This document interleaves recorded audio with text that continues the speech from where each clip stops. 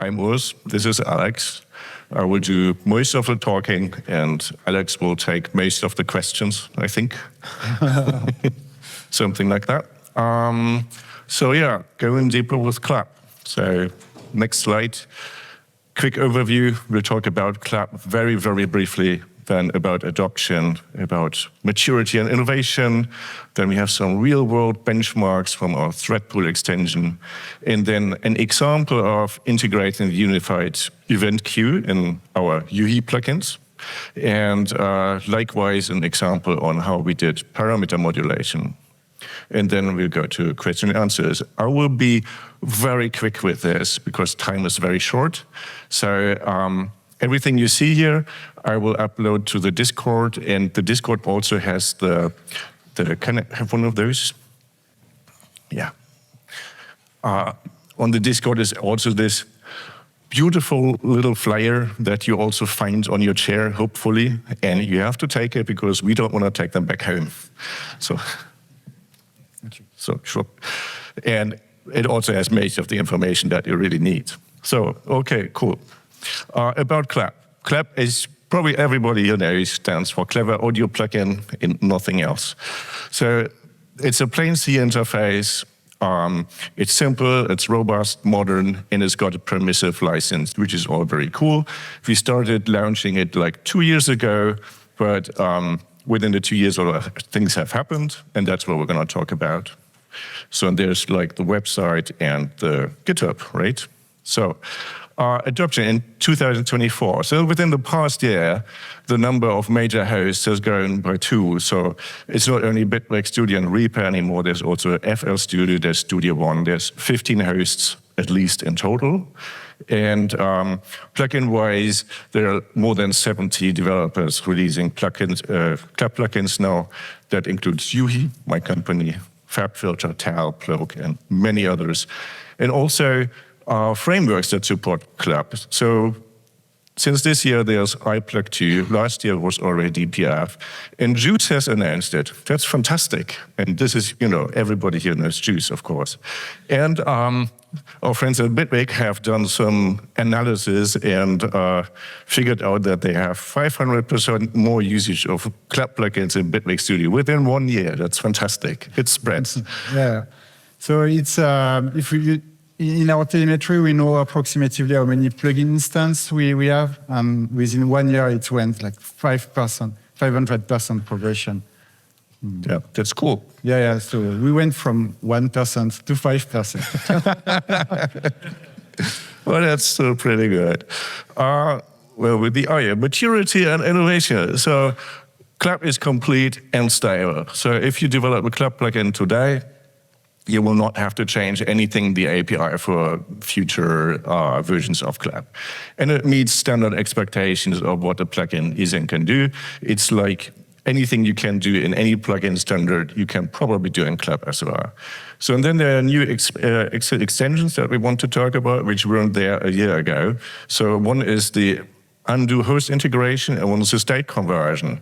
And Alexandre will explain that to you. So very shortly, the undo is about integrating the plugin undo stack into the host stack. And the state conversion is about if you have a VST2 plugin, you can convert it to CLAP or to VST3. But you can also convert from CLAP to VST3, so it's very open. And it's also, you can use it for converting, for example, FabFilter Pro Q to FabFilter Pro Q3. Like Q2 to Q3. So you can also use it to upgrade your plugin. And what we want to highlight with this is that we are doing innovation with CLAP. We are bringing things that was not done before. Exactly. So, and then one of the innovative things is the thread pool extension, right? It's made for CPU-hungry plugins like that one. And the problem there is some plugins absolutely benefit from multi-threaded processing. So in the process, they will spawn off a couple of threads, and then what we do is we render each voice in the thread then, right? So, but then the plugin threads, they compete with the host, because the host has its own thread. And then there are multiple plugins, right? There's a couple of people doing that. And so your own threads compete with the threads of the other plugins as well. The solution that we offer with CLAP is the thread pool extension, which basically lets the host schedule the threads for the plugin. So the plugin says, hey, host, give me like 5 threads. And the host would say, oh, okay, you're going to be finished then, and this one's going to be finished. Do you first, right? And with that, we reduce concurrency and context switches. And so we did some benchmarking, right? So we took our plugins, like we've got like 4 in-house, and we created as many instances of these 4 as possible in 2 different ways. And one time, which is the worst case, we used them to play many voices, and in one type case, we just use few voices. But then, if you compare that to the best case, the ideal case is you don't use multi-threading at all, and every plugin plays like 2 voices, and then you get like the maximum number your CPUs can handle, because the only multi-threading is done in the host. That's the first what is it called? What's the Balkan? Forgot the word. Doesn't matter. The first bar, the teal-colored bar, sets like the 100% mark, could be like 100 voices, right? And then we did all of these tests in all of these platforms and with all of our plugins and everything that we could possibly figure out. And we came to the conclusion that in the worst case, the clap thread pool gives you 50% more voices than every plugin doing its own multi-threading. In the best case, which means every plugin does 2 voices, right? It's like normal music. Then the thread pool is still almost perfect with no multi-threading, but the case of every plugin doing its own threads is still like 10% worse. So that's that. So that's actually a proof of concept that we did for us, that this thing really does something, gets you more juice. Yeah. That's ambiguous. So the next thing, a unified event queue. So Clap has all sorts of events, like, node events, node expressions, parameter values, parameter modulation, talk about that later, gestures, MIDI, all that kind of stuff. These are all events, and you get them in one single queue. So process is called, you get this list, it's like, and all of these events are in there. And the good thing about that is they're time-stamped, they're sorted, and they're non-ambiguous. So if you have one stream for parameter events, one stream for MIDI, one stream for nodes, one stream for whatever, then they could happen at the same time, but they come from different sources, so you don't know which one's first, right? And that is something that has caused us a few problems sometimes, like when a hold, we want to know if a hold pedal comes before or after a node on. With Clap, so that's a useful thing. And events can be input and output from a plugin, so a plugin can manipulate events and pass them on. So how do we do it? So in our plugins, and that's just how it always used to be, we simply only have a MIDI queue. So parameters and other events were processed only once per block. So MIDI events would go into a MIDI queue during process events, and then once the plugin is processed, like at a control rate of, say, like every 64 samples or so, we would flash the queue for that next block and then process everything. So for Clap's event queue, we simply refactored the MIDI queue into something called iEvent queue, which is then, of course, an interface. We still have the MIDI queue, but in Clap we don't use it. Instead, we have a Clap event queue object of our own, and we pass it the Clap event list, and then in process, when it processes blocks of 64 samples or 16 or whatever samples, it will flush that queue. And what that means is that suddenly, we first of all don't have to queue anything anymore because it uses the Clap event list completely unchanged. Also, all event types are suddenly evaluated at control rate. So throughout our buffer that we process, we got our parameters there, and even timing changes. So in Clap, the time info is an event. So the host can send changes to the beats per minute or tempo or whatever throughout the buffer, which is quite useful. And we also automatically evaluated that way. And it supports parameter modulation, and that's the next point that I want to talk about. So CLAP has parameter modulation. Parameter modulation is almost the same thing as automation, but slightly different. So it only temporarily takes a parameter and offsets a little bit. So you take, for instance, in a host like Bitwig Studio, you have like an LFO or an envelope, and you put that LFO or an envelope onto a parameter. It just gets modulated a little bit. And then at some point you stop that, and what happens is that you're back to the original parameter value. So the parameter in the plugin state does not change. The knob doesn't turn, and you go back to the original settings. That's quite useful, like in the days when I still made music, which I have unfortunately little time for now. I used to get a preset in an effect plugin or something, right? And I'm like, oh, I'm gonna automate this cutoff a little bit. And then I want to go back to the preset, where I just always couldn't. So I had to create a new instance, check out what's the parameter value, and then automate it back to that value. That was really, really sometimes annoying, and parameter modulation solves that problem. And it can be polyphonic. But first things first. So our approach to do parameter modulation is by repurposing our modulation matrix. The modulation matrix is a quite simple thing. You have slots, and a slot is it has like a source, like LFO, envelope, whatsoever, and you drag that onto a knob or a fader, and then that parameter will be modulated, and there's a modulation depth knob as well. Yeah, and so in general, what our plugin for this is very simplified. The plugin is normally a lot of more stuff, but for this presentation, it's enough to know we have a plugin. The plugin has modules, and I just, oh, that went wrong way. That's it, right? And I wanted to, here. So we've got plugin, and we've got modules here. Modules are LFOs, filters, whatever there is. Modules have parameters. They have a state, and they can be run. That's your tick function, basically, right? So the plugin also has a context, which is this thing up here, which is like tempo, sample rate, number of samples to be rendered, buffers, all of this kind of stuff. And then there's a render graph, which says, oh, this module is rendered after that module. This is the order of modules.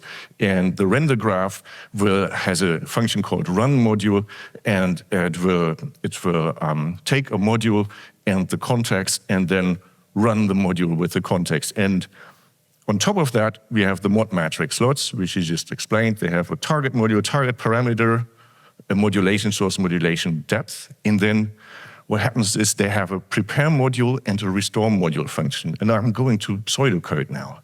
So here, basically our rendering is for each module in the module list, we go through the modules basically, and then we go through each mod matrix slot and say, oh, are you concerned with this module? Yes, okay. Then change the parameter of this module in your prepare module function, right? And it does that. And then the module is run. And then in reverse order, we go through the mod matrix slots and say, now restore the parameter value, right? So we take a module, we change the parameter value, we run it, we change the parameter back to what it was before. And by doing it in reverse order, we can stack as many as we want on the same parameter, right? So it's a very simple thing, and it has the advantage that for the module, the mod matrix looks just like a parameter change and nothing else. It doesn't know anything else about it. It's very useful. So in order to do parameter modulation, we simply did again what we did with the queue.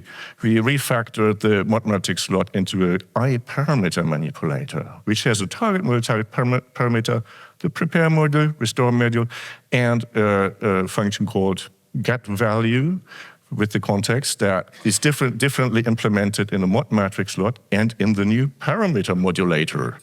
So the mod matrix slot just works just like before, but the parameter modulator, it doesn't know any modulation sources.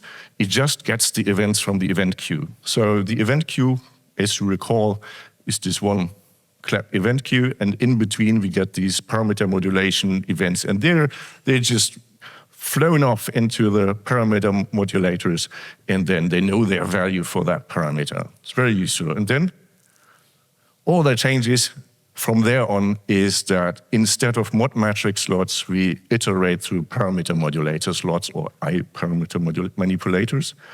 And nothing in the underlying modules needs to know anything about parameter modulation whatsoever. Very useful.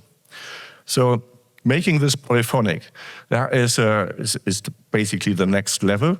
And you see here, this is the definition of the parameter modulation event in CLAP. And in addition to the parameter information and the modulation amount, it's also got this node ID, port index, channel, and key. So in CLAP, like in MIDI or in other formats, you have two ways to address voices. The one is by port, channel, and key, which is like the MIDI way of doing things. We call it PCK usually. The other way is by node ID. A host or a plugin will usually decide to do one or the other, but sometimes you can also do two, whichever way. The problem here is that you don't have a single parameter manipulator anymore for a parameter, but you have to relate the events for the different voices over time to the parameter modulators. And this is also an important thing. When a voice finishes, you have to send an event called clap node event end, so that the host knows, like Bitwig Studio, for instance, that we don't need that LFO anymore, right? So because the release phase of our beautiful pad sound has ended. And how did we do that? So it's basically the same as before for now. And we add something called a voice context. So the context, which is tempo, sample rate, and all of that, has something like voice IDs, keys, channels, port, and node IDs. So at UHE, we currently only care about key and channel, but we're in the process of slowly adopting node ID because it's actually better. We have to agree to that, but we have to do it. So key and channel for us, but whatever. The problem is we can't just take the queue and send the node events to the parameter modulators anymore. So what did we do? We just created something in between. We call it the mod event tracker. The mod event tracker is got like a pool of mod events. The mod events, as you see, they look almost identical to the clap parameter modulation events. It's just less overhead, no headers or anything. So they've got parameter ID values, and then key, channel, port, and node ID. And the funny thing about that is in clap, a -1 there always means any. It's a wildcard. So you can send an event to, let's say, key 69 for the middle A or whatever it's called, and channel -1, then it accounts for any A on any channel, right? Or the other way around, you send something for channel 5, but key -1, then it accounts for everything on channel 5, no matter which key. So in order to deal with this, we created this mod event tracker, and it just really is a pool of events and a bit of cleaning up every now and then. And so the plugin queue, the event queue just sends the event to the mod event tracker. The mod event tracker will put it into its pool of things. And then when the parameter modulator changes the parameters of the module that's being processed, it doesn't know the value, but it queries the mod event tracker for node ID or channel or key, whatever it has, and it gets this information through the context that's passed to it, because you remember the context now has the voice context, and so it passes node information via the plugin passes node information via the context into the parameter modulator. The parameter modulator queries the mod tracker and then knows which value to put onto that parameter at that time. And that's a fantastic thing. So you can play chords and stuff. You can play chords and stuff in our plugins or any plugin that supports it. And in Bitwig, you can have like an LFO or an envelope on any parameter, and it's polyphonic. It's fantastic. It's a lot of fun. It's good fun. Extends the whole cinematic universe of plugin stuff. And that is where we come to our conclusion. So for all of this, we did not have to change anything in our DSP modules. So that's all completely unchanged. It's what we always had. We only added the clap queue, and we extended the mod matrix, and we added this mod event tracker, which we reused for node expressions. Very useful. So you can do this and that. It's very, very, very useful. And we had no changes in UI, no parameters added, and no parameters modded. I wrote modded, okay. And yeah, so that was very quick, I guess, very dense. But we will put up all of this onto the Discord. And of course, under the hood, it has also been a little bit more complex at times. That goes without saying. But I think once you get through this, you understand the concepts in clap, and you get an idea of how to implement them. And that's where we are finishing, actually, and where we are taking questions. And Alex will have answers, I hope. Thank you.